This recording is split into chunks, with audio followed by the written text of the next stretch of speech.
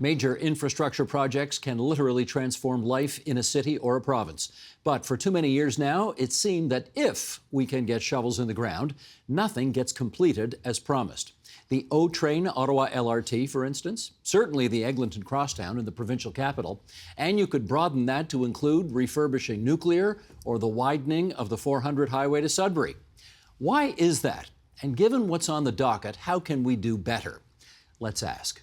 Shoshana Sachs, Professor of Civil and Mineral Engineering at the University of Toronto and Canada Research Chair in Sustainable Infrastructure. Drew Paikin, Professor at the University of Toronto's Munk School of Global Affairs and Public Policy and a former Deputy Minister of Infrastructure for the Ontario Government. And Joe Barrage, Urban Planner and Partner at Urban Strategies. And we are delighted to have the three of you around our table tonight for, well, should we have a little fun off the top? Let's do this. Sheldon, let's do this right off the top here. The Eglinton Crosstown's been under construction for more than a decade. Let's look at some things that were built in less time. This list put together by the Toronto Star. For example, did you know Maple Leaf Gardens was built in less than 6 months in 1931? The CN Tower, completed in 1975, took only 3 years to build. The Canadian Pacific Railway, completed in 1885, took 4 years to build. The Roman Colosseum was built in 8 years. The United States put a man on the moon in 8 years. The Panama Canal took 10 years. The 407 Pay Highway was also completed in 10 years. We're on year 12, I think, of the Eglinton LRT. Okay, tell us something. What does, Shoshana, to you first, what does this saga of trying to build this light rail transit line 100 meters north of where we're sitting right now, what does this tell us about our ability to build big things these days? I think it tells us that we're wishing that it could be cheap and easy and free, and so we're searching for a magic formula that will make hard, expensive things easy to build, and that there isn't a magic formula. Hard, big things are hard, big things, and we're going to have to build them, and we should be realistic about this. Part of the challenge with Eglinton is that it was the first PPP structure for a transit line in the city. Public-private partnership. Public-private partnership, thank you. And we didn't have very much experience with that. We took how we usually did things, run by the TTC, and we decided to do it in a totally new way because we thought it would be better, cheaper, faster. And actually doing things in new and different ways can be harder, slower learning experience. And when we give over a very important public works project to the private sector, we lose some of the control over what happens to it. The 407 was a hard, big thing, took less time than the Eglinton LRT. Maple Leaf Gardens was a hard, big thing, took less time than the Eglinton LRT. Why can't we do these things anymore? Well, Maple Leaf Gardens was a building. We actually build buildings better than we do linear infrastructure. Highways we have more experience on than actually transit. We stopped building transit. You know, I looked up Line 1 and Line 2. They each took about 5 years to build, decades to plan, because the politics of it slowed it down. So those two took time in a city that was not nearly developed. What we found with the young and the blue line, the young line 70 years ago. Blue, yeah. Exactly. Each took about 5 years to build, Line 1 and Line 2. So it's always taken us time to build that. But Shoshana's right that, you know, across Eglinton, in a city that is substantially built, we ran into a bunch of unknown unknowns, right? Thank you, Donald Rumsfeld. Thank you, Donald Rumsfeld. And we stopped building transit. Now we're trying to catch up, and it's not easy. Joe, can you explain it? I think the other honest reason is there were too many people involved in the construction. So if you look at who's involved in Eglinton, you have the province through Infrastructure Ontario, and then through Metrolinx, and then you have the city involved through the TTC. And I suspect that's one too many people at the party. The trick on successful implementation of big projects seems to be to have your financer, your builder, and your client operator all part of the construction management team. It's not quite clear to me, honestly, what the TTC sort of seemed to be half in and half out on this one, and so that always sets up friction, and it always sets up authority without responsibility at the end of a project, which is the worst time for people to do that. So I think there was some real confusion in the structural management of that project, and this is again not atypical. The successful projects, and we can talk about that in a while, are, I think, governments and cities who have managed to organize who's in charge, what are we doing, who's going to run it, who's going to pay for it, get that sorted early, and then construction can proceed more easily. But even then, you're going to run into trouble because of the unknown unknowns. I want to get Drew on this for a second, because that is, I want to find out if there are too many chefs in the kitchen here, because Infrastructure Ontario, Metrolinx, Toronto Transit Commission, let's not forget about the Ministry of Transportation. The minister is allegedly overseeing this Ministry whole of thing. Infrastructure. Ministry of Infrastructure. The consortium of 4 companies that is actually building this thing. The city. City of Toronto. Okay. Are there too many cooks in the kitchen? And the feds.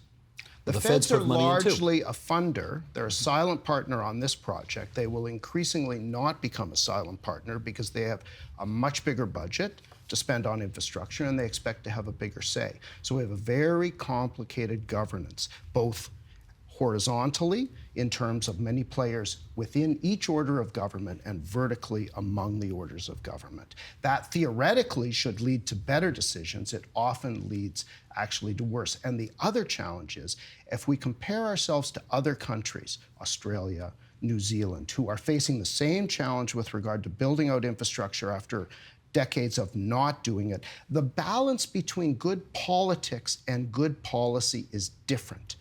The focus on good policy is stronger. It doesn't mean that at the end of the day, the politicians don't make the final decision, but there's an expectation that they defer to experts.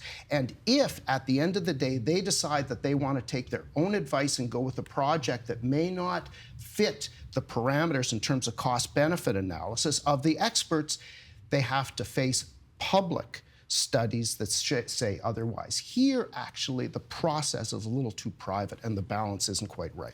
Do you have a view how we can sort of figure out who should ultimately be calling the shots at the end of the day here? I think it's a bigger question of who should be calling the shots at the beginning of the day, which is, I mean, there's a question of, did we do the right thing when we changed the way we delivered subways in the city? And I think we didn't. That we should have left subway construction and development with the TTC because they were the experts and had just built the Spadina extension, which was built in 6 years. And so then the question is, okay, what do we do going forward? We've already said that the Ontario line, I mean, it's already contracted out as a public-private partnership in the same way of we're going to do something new all over from the beginning. And so we have to be very careful from a government perspective that whoever is in charge, and it's already Metrolinx, so it should keep being Metrolinx, there's no point in completely restructuring the whole situation, is watching the project very carefully. I want to pick up on something Drew said about the politics. Yes, we've been in construction for the Eglinton Crosstown now for 12 years, but we've been talking about the project since the 1960s. And the scale of delay and time and length, the much longer part of it is chatting about it, making reports, saying we're going to build it without coming up with the funding. We need a lot more decision making tied to funding making so that we can get going on the projects. If we could cut out 30 years of the delay from deciding to build it, a couple extra years of construction, we still would have been super early. Yeah, let me jump on that because it's dead right. When you read the literature on what goes wrong and then try and read the literature on what goes right on transit big projects, speed is a big part of what goes right. If you can build it quickly, you will build it cheaply. Time is absolutely your enemy. So you have Madrid, which is a wonderful example of a big, serious city that keeps building transit. And they deliberately set out to, if they have a long line, they split it up into bits and build all the bits at once. And then connect them. So that way they save on inflation costs, which right now have gone completely out of control in construction. It has to be said. That's one of the reasons why I think Eglinton is running into trouble. Is the price of everything is added 10, 15%. Right. So if you can control time, you control a lot. The other interesting thing that they do in Madrid is they do good transit, not the best transit. Right. And they have this one, the old phrase, the best is the enemy of the good. What's the difference? The difference is that there's constant inflation in standards of signaling, of operating vehicles, of technology is ever advancing. And so a lot of people try untested technology. In the Crossrail, which is the big high-speed subway across London, they couldn't figure out how to make the signaling systems work because they were so smart and so sophisticated, they were smarter than the people running them. So Madrid says, we'll wait and make sure that everything's tried and tested, and then we'll somewhere else, and then we'll put it in place. So there's a kind of pragmatism, I think, to these big projects, which is rarely in evidence because everybody wants to be the best and the fastest and They the kept most modern. building. They kept building as Madrid well. So did. for 40 years they built, and they built out in the last 40 years a system as big as our existing system. For a city that became in that period a world-class city, we've become a world-class city, but for a long time we didn't build. So Shoshana's point about Eglinton is bang on. We actually started in 1997 and stopped. Yep. Right? Stopped, filled the hole back in, and then waited a generation. And that We didn't. Yeah. And that The makes Bob Rae government started to build the Eglinton line. The Mike Harris government filled in the holes. And that makes it actually much harder to technically build now. I mean, early in my career, I was involved in the construction of the Spadina extension and the Eglinton Crosstown. And it's harder to build if you don't know what's in the ground, or if it's full of concrete, or if it's full of steel wires from tensioning the original excavation. Building around the part that we filled in made it harder. I think we also need to call it the pandemic year. A lot of projects got slowed down by the pandemic. absolutely, The absolutely. way that all of our lives got slowed down Yeah, by the pandemic. 3 years, in effect, Yeah. of uncertainty and delay and cost inflation. Yeah. And Infrastructure Ontario, across their package, actually does do a very good job at delivering projects. As Drew said, a lot of things get delivered on time. I could run a list of $500 million transit projects that we've delivered on time with very little fanfare. It would be worth note. Yes. Mention 2 or 3 right now, because we certainly never hear about them. We only hear about the disasters. So the Leslie Street Barnes is a $500 million transit project.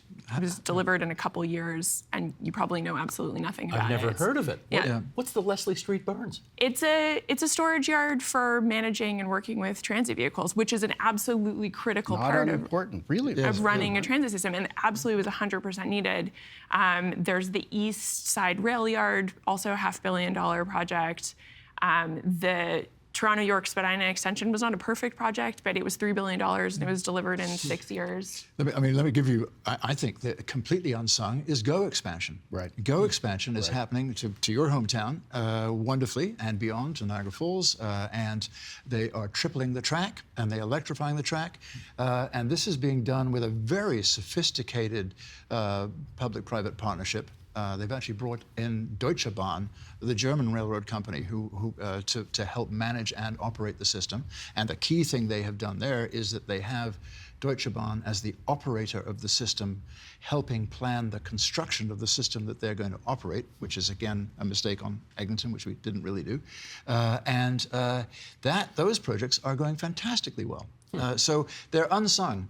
Infrastructure Ontario is frankly far more successful than its occasional difficulties suggest. IO has visitors all the time. From Infrastructure Ontario. Infrastructure Ontario, from the States, from elsewhere, looking at the model. I know there's some controversy over the PPP model, but there are plenty of projects that have come in fine. Bigger ones, the Huron-Ontario LRT. Has actually done pretty well. And that's a $6 billion project. Mississauga-Brampton. Waterloo-Kitchener. Waterloo-Kitchener, the first phase Ion. of that. Yep. Yeah, Ion came in okay. On the other hand, Ottawa, the LRT in Ottawa, is on the other end of the ledger. But there are plenty of projects that have come in on time, on budget, on scope, or close to. Let me do an analogy here, and you 3 tell me whether or not we're facing the same problems with public transit as we did back in the late 1980s with regard to what they then called the Sky Dome. The Sky Dome was supposed to be a covered stadium that was going to cost $25 million. And then, I guess one level of government said, it'd be kind of nice to have a hotel there. And then another level of government said, it'd kind of be nice to have a health club there as well. And then another level of government said, well, kind of nice to have the roof be retractable so you could open it up on a beautiful day. And pretty soon it's $650 million. It's not $25 million. Okay, Joe, start us off here. How much of the difficulties that we face today are because politicians issue a lot of change orders? It's interesting, not as much as it used to be. I mean, obviously you can imagine that everybody trying to do a big project tries to learn from history, and you start off saying, let's make sure that we get absolutely everything down in the tender package, and there won't be any changes from this. But to go to what we said before, there are the known knowns, the unknown knowns, and the unknown unknowns. And you try and control for the unknown knowns, which is, for example, right outside the studio here, they discover an underground river, which creates a little chaos for the construction. But then you get the unknown unknowns, which are things like COVID. Nobody could have anticipated that. And whatever construction contract you have will not be able to accommodate something of that uniqueness. No, they tell you never to turn your back to the camera. But that's Yonge and Eglinton. Yes. Like, that's right outside this studio. Yep. That shot right there. That's normally one of the most vibrant intersections in the country, with lots of traffic, people traffic, car traffic. And it has been a construction site for years. Yeah. And, is it ever going to be thus? Well, it's very worrisome, because right now, I mean, I only know what I read on the press, but it doesn't look as if there is any obvious way out of the schmozzle that we're in. That's what they've said. There's no credible plan to finish it right now. Yeah. Is what they've said. Shoshana, you want to get in? Yeah, it's a problem, and I don't want to make small how frustrating it is for everybody involved, and the people who live nearby and the people who work nearby. But eventually this project will be done.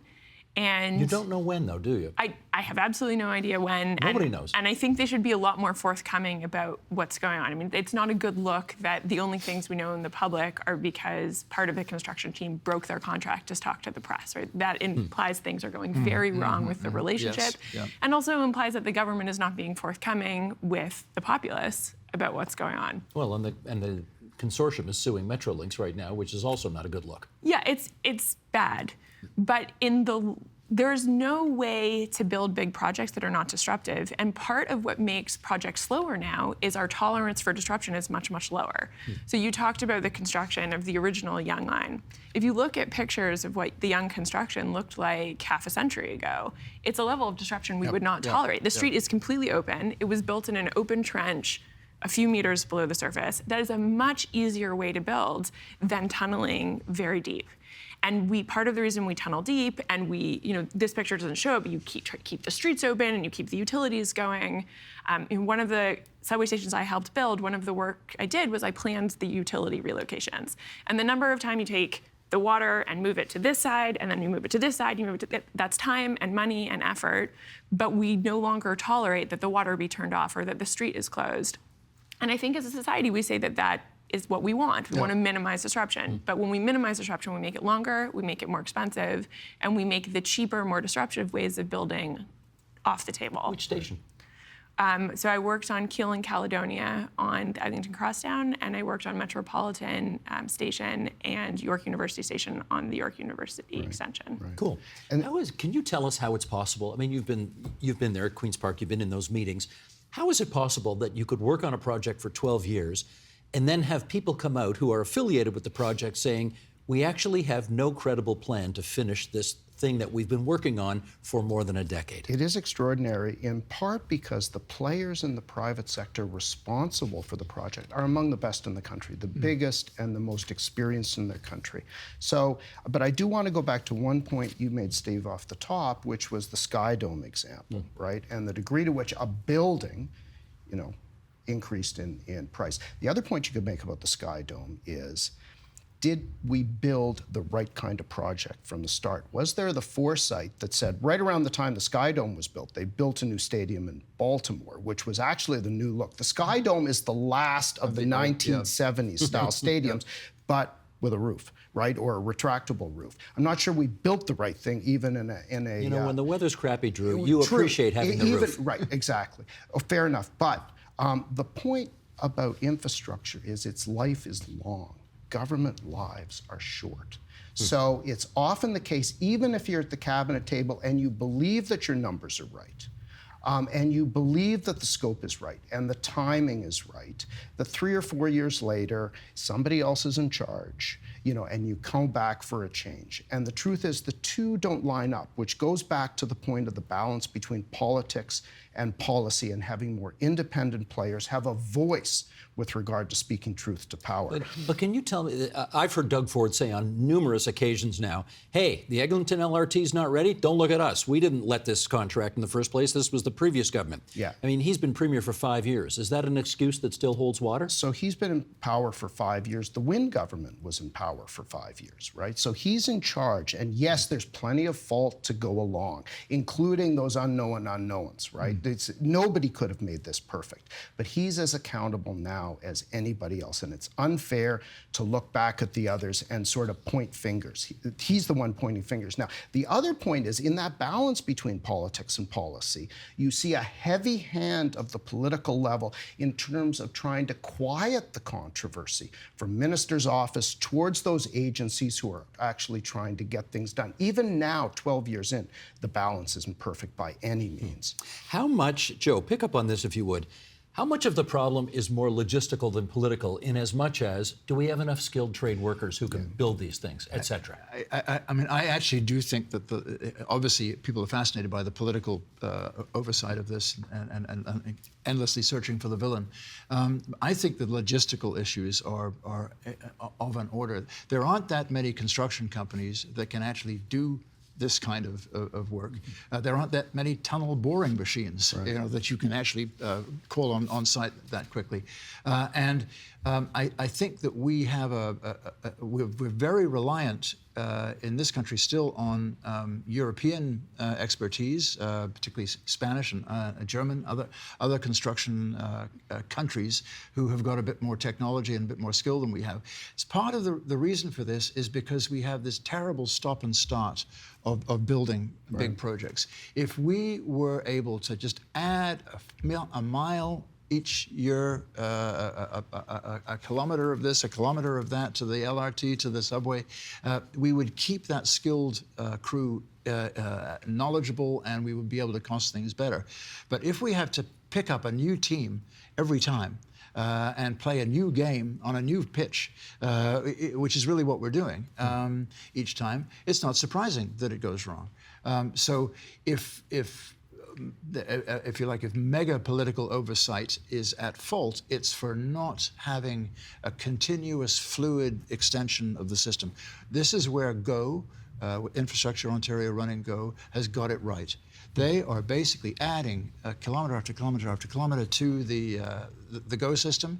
They're tripling the tracks, they're electrifying, and they're doing it as an endless rollout. And this way they can do it inexpensively. Shoshana, pick up on this. There are, I think, a relatively small handful of companies who have the expertise and experience to build these kind of projects. And if they get in trouble, it's not like we can just go down the yellow pages and pick the next ones down on the list to say, well, these guys can't do it, you come on in here and finish off this job. How much of that explains why these things get overrun and delayed? You can get help. Especially if you have consistency of work, the market will respond to it. If there's going to be work, people will be around. Most of the big engineering firms who would come in and do the design can call in help from other countries. And the people who are have expertise in tunneling or subway construction, they tend to go around the world. It's the very similar people were involved in Eglinton as were involved in New York projects or Madrid projects or even Crosstown in London. It's not that big of a world.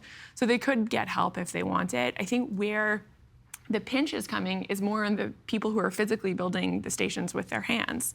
We don't have the same availability of construction workers. And also, since we've been playing catch up for so long, we had about 20 years of not building infrastructure. There's a lot of demand going into the system at the same time. Not that many construction workers. And whereas a generation or two generations ago, we would have had an immigration system that was had doors open for people in the trades or construction workers. We don't have that as much anymore. It's a great point. We don't have enough skilled tradespeople. We've seen this coming for a long time, and the Ford government deserves a lot of credit for focusing on that, both with regard to taking initiatives to increase the perceived, acceptability, the perceived legitimacy or whatever of skilled tradespeople themselves. And we need to think as well about the immigration system and encouraging that, because right now the immigration system doesn't actually encourage people with those kind of skills. So there's a crunch right now, and we don't think about it enough, but the Ford government deserves credit on that scale. And the engineering community deserve credit because they have just relaxed the credential requirements for foreign trained engineers. So I think there are good things which are happening, but it does reveal the deficit that you create if you go stop, start, stop, start, stop, start. Yeah. Well, we've got a few minutes left here. Let's get some ideas on the table. I know clearly you can't just walk in there and say, I'm in charge, here's what we're going to do. But if you could, how would you bring this thing to completion? I can't comment on Eglinton because we don't have enough public information about what is going on, but I can talk about the next project. The number one thing we need is consistent funding for transit that comes over time. And when we know what the consistent funding is going to be, if it's going to be $500 million a year or $2 billion a year, like Metrolinx always said we needed, then we can say this is how much we're going to have, and we can plan for it consistently over time. The stop and start, we don't know where the money is. We have 1 million more projects than we have funding, is a huge part of the problem of we can't do things consistently, we can't keep the skills that we need here, we can't plan for the future. So I'd sort out the funding first thing. Joe.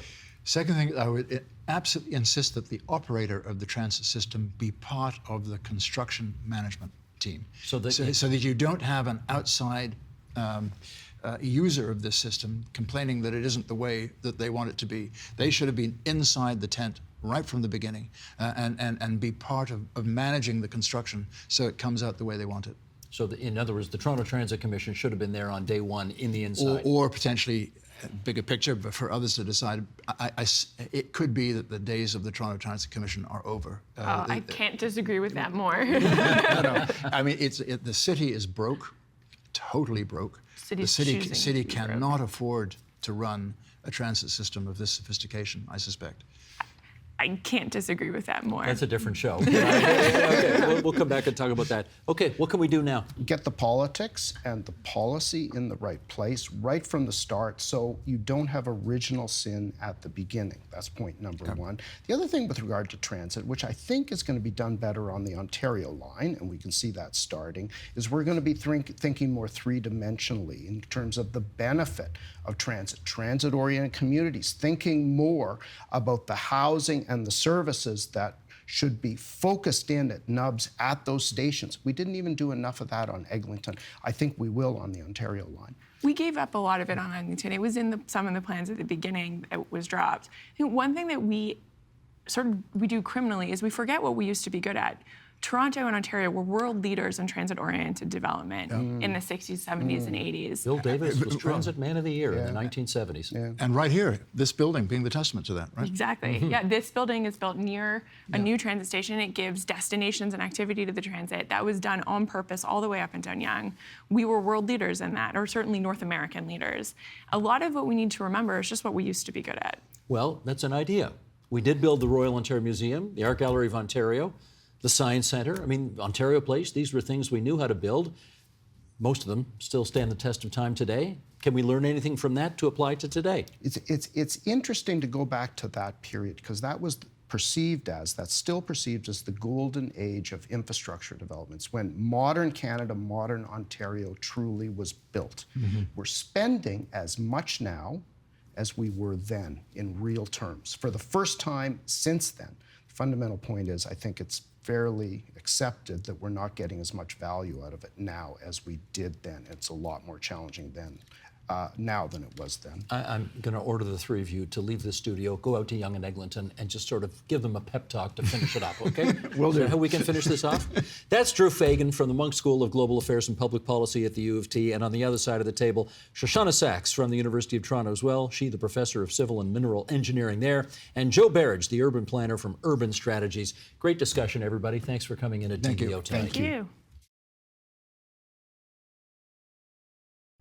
The Agenda with Steve Paikin is made possible through generous philanthropic contributions from viewers like you. Thank you for supporting TVO's journalism.